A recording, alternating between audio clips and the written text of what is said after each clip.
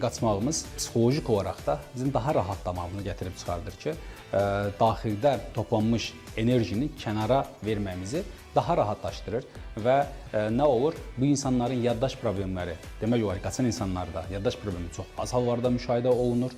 Bu insanların beyninə oksigen dövranı daha sürətli getdiyinə görə bu insanların beyin hüceyrələrinin daha yaxşı qidalanmasına, bu da əlbəttə ki, beyin funksiyalarının daha yaxşı fəaliyyət göstərməsini gətirib çıxardır. Biz vəzifəmizi və yaxud da peşəmizi nəzərə alarsaq, bizim qaçmaq məsələlərində ən çox tövsiyə edən ixtisaslar bizlərik ki, peşə bizik ki, hər bir xəstəmizə tövsiyə edirik ki, mütləq aktiv həyat tərzində olun, aktiv yürüyüş edin, orta tempdə qaçmağa çalışın.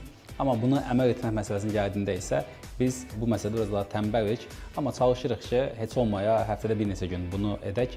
Mənim isə həftədə bir dəfə, 2 dəfə futbol oynayaraq bu qaçma həyatımdakı yerini bərpa etmiş oluram ki, yəni həftədə bir-iki dəfə futbol oynamaqla mən bunu demək olar ki, qaçıram.